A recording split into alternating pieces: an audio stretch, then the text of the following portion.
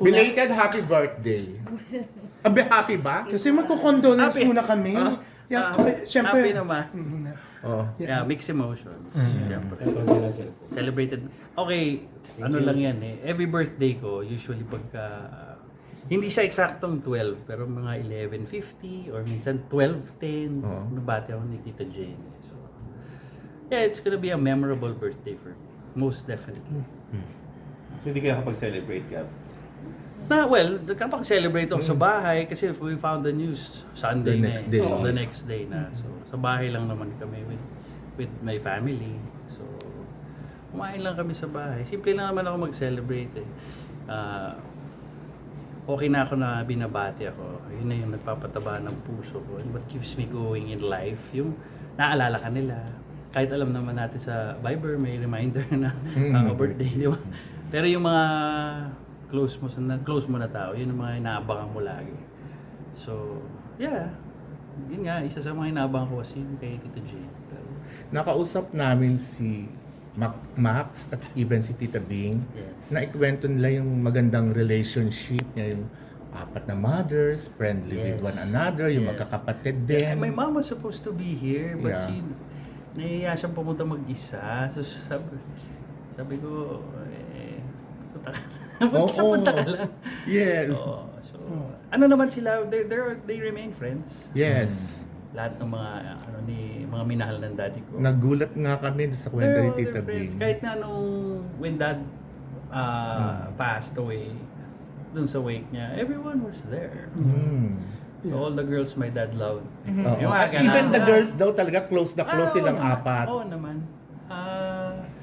Which is good kasi kami naman magkakapatid, we never treated each other as half siblings eh. Ano kami talaga, regardless kung sino mga nanay namin, we always treated ourselves na basta isa tatay namin. Yes. Hindi na namin kailangang isipin na or na pagtunan pa ng pansin na ibang mga nanay namin. Yun ang maganda Gavi, eh. yeah. Okay. Yung nabubuhay si Tita Jane, no, talagang alam ng lahat na sobrang close kayo. Oo. Yeah, I'm sure naman yung most na naka-witness when Andy was growing up. Kasi di ba nung hindi na sila, nung naghiwalay sila ni Daddy, away bate. Alam naman, open book naman yan. Ako yung tumatakas kay Andy. Ako yung humihiram kay Andy, kay Tita Jane. Pag may family gathering ng mga Eigenmans, I would step up and represent na pag hiramin ko si Andy. And Tita Jane knows about that. That's why yung closest namin Tita Jane go back years. Para sa kanya, parang ako yung tumayong not that I was replacing my dad, no. Na big brother, kuya eh. Pinakakuya ng lahat. Pinakakuya eh. So isa sa mga una kong sweldo nung nagsa-start pa lang ako sa showbiz I took Andy to go shopping, bought her toys. Yung mga simpleng it might sound unfair to my other siblings, pero hindi naman kasi of course I had Ira. I mean, yung same kami ng mom. We were definitely, syempre close talaga kami. We grew up together. Tapos si Timmy and si Max, nung bata kami, we sleep dun sa bahay nila, nung sila pa ni Tita Bing, ng daddy ko. So, close naman kaming lahat, but mas nakapapansin ng iba kasi mas parang hands-on ako at overprotective kay Andy. So, yun nga, it's because mas naging ano si Tita Jane kay Andy. Yung talagang yun ang makita mo single mom talaga. I'm not saying na dad wasn't supportive, but hindi sila okay yung mga panahon na yun eh. So I was the one who was shielding every negative na para hindi sila mag-away. Ako yung laging palangga nilang dalawa. Yeah. Ako yung ako nang bahala dito. So, Na ikaw yeah, kaya maano ako sa... Nababalance. And Tita Jane would proudly say it out loud na She was very expressive about it na how much she loves me. Mm-mm. Eh, ganun din naman ako. Di ba sa mga press con nga minsan, Oo. i-mention ka talaga. Oo, so natutuwa naman ako because hindi ko naman ginagawa to kasi kailangan kong pa-impress kay Tito. Hindi, it's innate. Pero Lahat naman magkakapatid ko. Pag may problema kayo, just call me. So, since nga ganon, paano mo in-absorb yung news? Who told you? Oh, Andy. I found out through Andy. It was I don't want to go into details, pero when Andy called me, yun nga, she was crying. So, yeah, the rest was history. I went straight to their house. So, yeah, that's how it went about. That's how everything happened. Sabi ko kay Andy kasi since she was in Siargao, sabi ko, mag-ano ka muna dyan, book a flight, earliest flight or whatever, pero wag mo munang problema, wag mo muna isipin.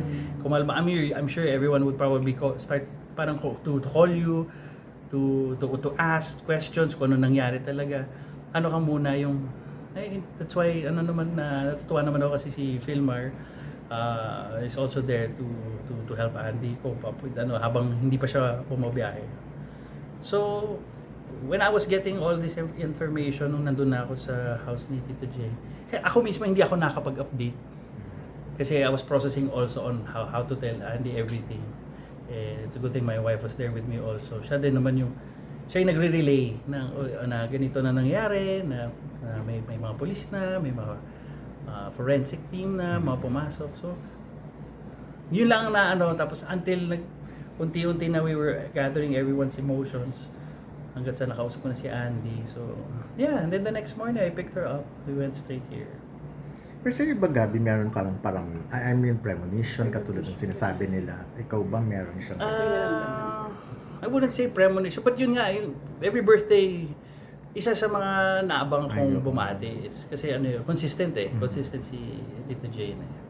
Pero it wasn't na parang ba't di ako binati? Hindi yung inano ko pa yung dinamdam ko pa na ba't di bumati or nagkaroon ako ng probably busy she loves working, mahilig mag-taping talaga So, ilang iniisip ko na baka busy, So baka yun yung na-miss niya na bate? Yeah. Naman Grabe siya. yung, yung bond nyo, no? Yeah. Your birthday and yung death day. I don't wanna think it don't wanna think that way na nga na syempre happy birthday nga Pero Diba? parang siguro, So- that's yung parang hindi mo siya makakalimutan. Oo for the rest of your life because of- naman. I don't wanna look at it as a tragedy. Yeah. Celebrating your birthday, tapos may susunod ka pang isi-celebrate na or may isip na her death, diba? So, Pero Gabby, you're big nagkita na. Yeah. When was the last? Actually, Ano may natatandaan? opportunity kami na magkita one time sa IKEA. Actually, wife ko ang nakita niya. Pero hindi ko ma-recall lang kung kailan kami last nagkita. Pero we've been texting each other, lalo na pag Christmas, New Year. So, ito lang, yung latter part lang ng siguro mga January ata yun or February. Nagkita sila ng wife ko sa IKEA. I was probably at the parking noon. Sinusundo ko na yung wife ko. Tapos sabi niya, si Tita Jay nandito. Basta may mga tinatry siyang isoling. Basta nakakatawa. It was a funny scene daw. So sabi ko, sana bumaba ako. Pero nagte-textan naman kami. Batian kami. Yeah, Christmas, New Year. Tapos last text was, I'll try to recall it. Pero yan, matagal na rin kami din nagkikita ni Tita Jay. Kasi she's very busy and she loves to be busy. Yes. She loves working. Tuwan-tuwa siya. Binalita niya sa akin, nag-text siya sa akin na pumasok siya ng BQ. She was so happy.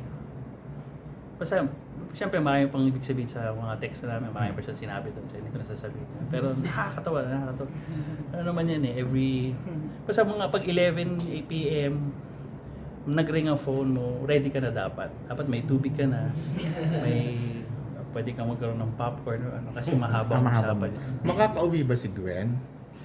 Yun ang hinihintay namin kung ano yung magiging feedback from America. Kasi he only has there's a specific visa na meron siya kasi he's studying in the States and he's planning on having a parang residency doon.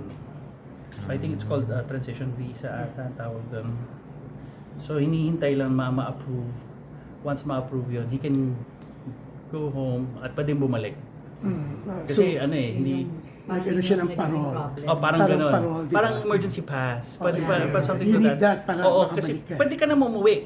Regardless. Pwede ka umuwi para baka hindi ka na Yung makabalik. residency. Oo, pwede ka na makabalik. So, yun ang kino-confirm lang. Pag once na ma-approve, So first thing na may sana final plans makabalik. na ba, Gabby, kung kailan ang annulment, napag-usapan na ba ng family or you really have to wait for Gwen? Yun sana ang target is to wait for Gwen. Hoping na makarating pa siya before. Kasi may plans naman ng day of inurnment, pero yun nga, inihintay lang talaga si Gwen. It can be moved or it can be, kung hindi maumabot si Gwen, baka we'll have a day para sa kanya, para makapagpadasal for na habang nandito si Gwen. So, medyo blurry pa kasi talagang maasa na makauwi si Gwen. Nag-sync in na ba sa'yo personally? Si Max kasi parang hindi pa raw eh. May connection to kay at may pinanggagali. Natutuwa ka kasi, ikaw din. Yung ganon, ikaw din. Alika, yakapin kita. Kasi, for me, the hug, that's where I draw my, you hug me, kunyari lumapit kang masaya ka, yakapin ka ng masaya din ako. Lumapit ka at yumakap sa akin na umiiyak ka, iiyak din ako. That's how you, kasi di mo naman alam kung pare-pareho yung naging experience nila with Tita Jane. It may be the same in general na masaya siya katrabaho, given na. Pero yung may mga connection kasi na minsan nararamdaman mo sa yakap lang ng tao. So, that's why from time to time, I always go to Andy and I hug her. And absorb the people that hugged her. Yung mga emosyon na naramdaman niya sa ibang tao. Kagaya nito, of course, this is PPL night. Ilan lang makakilala talaga ni Andy dyan na nakikisimpatya. Pero kinukuha ko sa kanya yun. Na-absorb ko for her para pag uwi namin sa bahay, recap. Di ba ito yun, siya yan. Katrabaho ng mami mo, ganito. Speaking of PPL, ikaw pala nagdala sa kanya kay Perry. Kay Tita Jane? Well, napag-usapan na namin